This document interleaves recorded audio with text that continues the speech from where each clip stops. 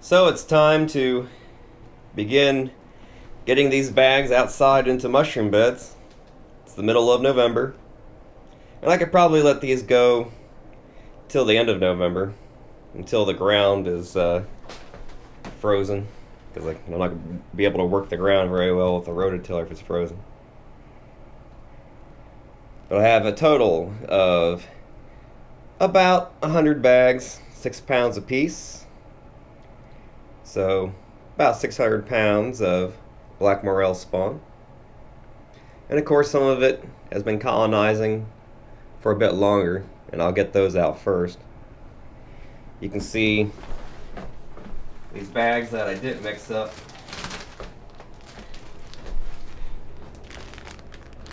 They're still going.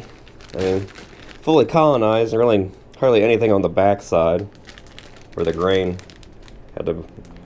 wasn't there. And still not as many sclerotia being produced, it seems, compared to one of these older bags. See, they're still around. I noticed as these bags have gotten older, again, the sclerotia has been darkening up. And there's kind of a bit of a, I don't know if you can see it here.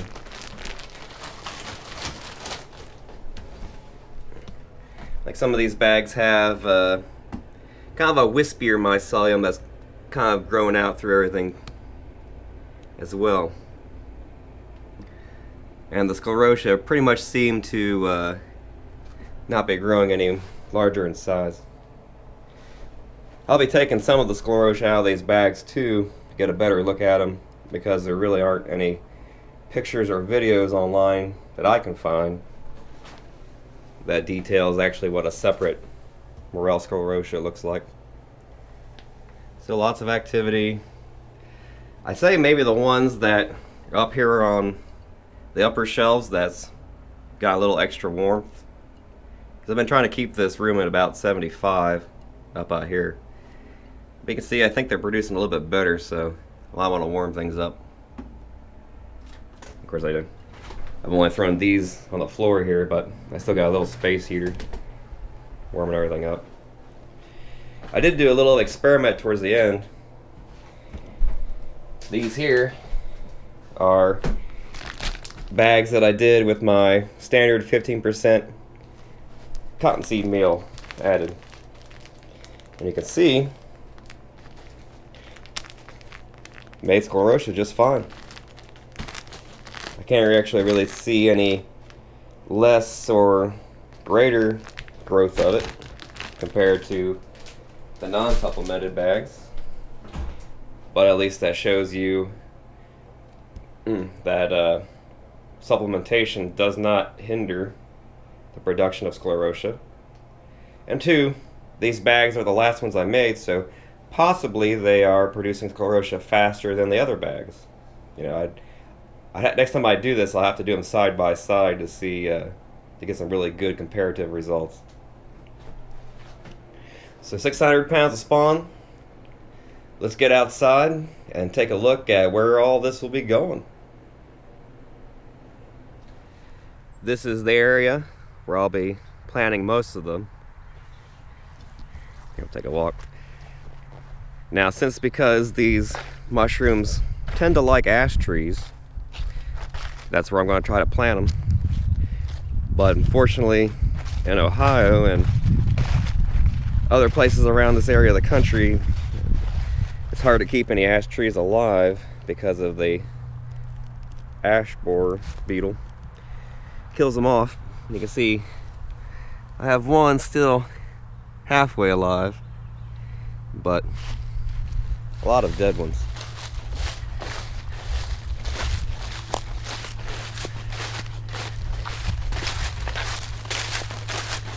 Over here is where I've had a fire pit, where I'm going to get my ashes for the garden and for this project.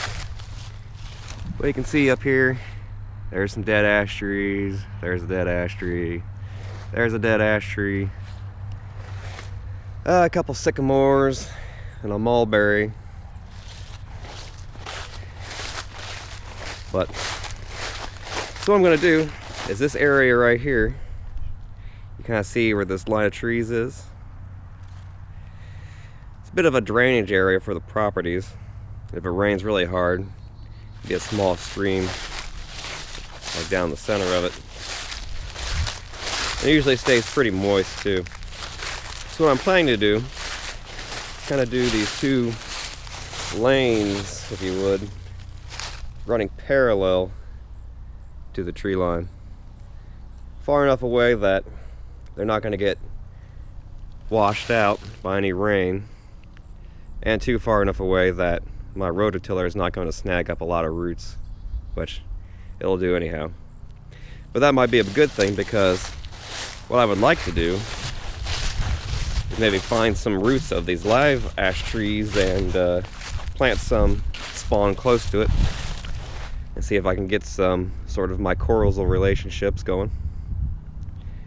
But I don't think with these morels, and most morels in general, a mycorrhizal relationship is necessary. But I'm going to do it on this side as well. Another lane going up through here. See lots of leaves. There was a lot of tall grass here that I chopped down. And I think probably it's going to be about, probably do like a 40-foot row on each side, because each bag could easily fill a 2-foot by 2-foot space. At least that's what they say when you buy them online. I'll probably just pack them in there into the bed, an inch or two deep of spawn, and then layer it with you know, various materials, either gravel, paver base, just the plain clay dirt, because the soil out here is very high in clay. I've actually, and something else too to point out is, like, when I've dug up these fruit trees, you can see here, I've hit the water table probably about a foot below the ground, and that was like a couple of days after it rained. So even underneath the ground, it's got a good bit of moisture, so I don't think anything is going to dry out. Plus with the shade and everything. Interested to see how this all will look early in the spring, and how bad I'll have to manage it, like cut some bushes back or whatever. But I've seen morels growing up in some tight spaces, in bushes, in shaded areas, and hopefully too I won't get too much sun on this side, because you can see this lane right here will run east-west. You can see the noonday sun up there.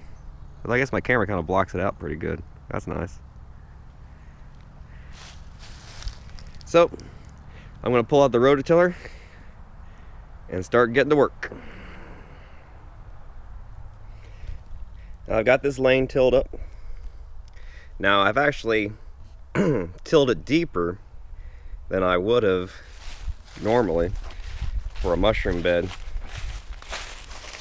can see the footprints all in it, how deep it is. If I kind of get to the very bottom, you can see it goes down about at least 4 inches deep of loose soil. Now the reason being is I want a little bit of loose soil underneath the bed to help any drain, or help drain out any excess water. I'm going to take some of this dirt, and at the top of this slope I'm going to pile up a ridge and force any rainwater back to the line of trees. Probably put a small ridge on both sides too, to at least on this upper side on the right, to keep any excess rainwater from getting in.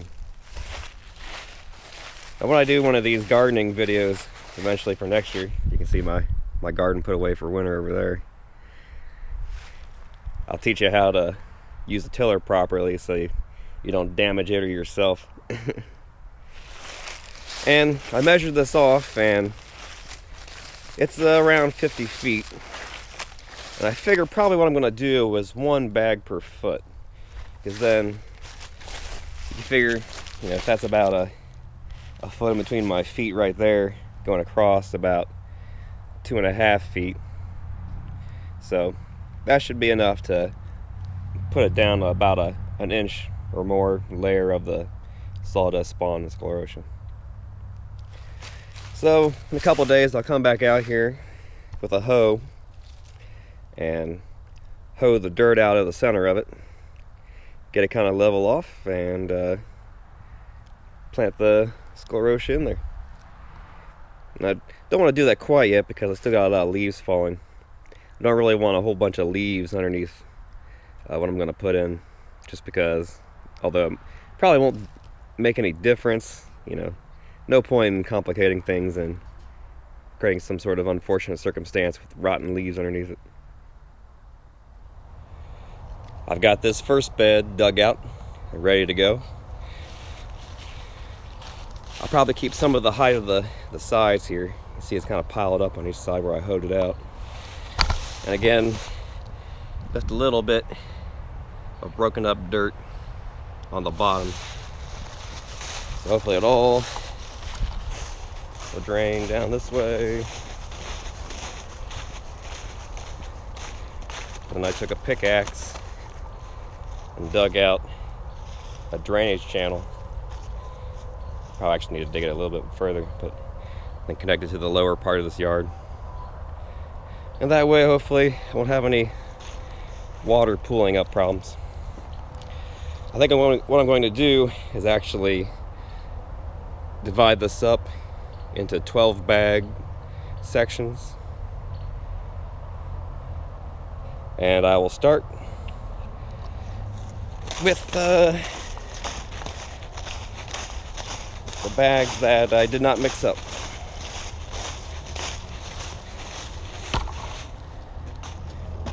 So I got 12 of those, and I got 12 of the ones I did mix up.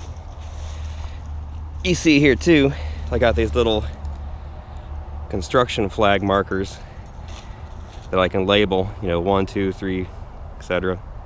Sticking them in there and then date them and all that, and I have a little bit a better way of keeping track of things.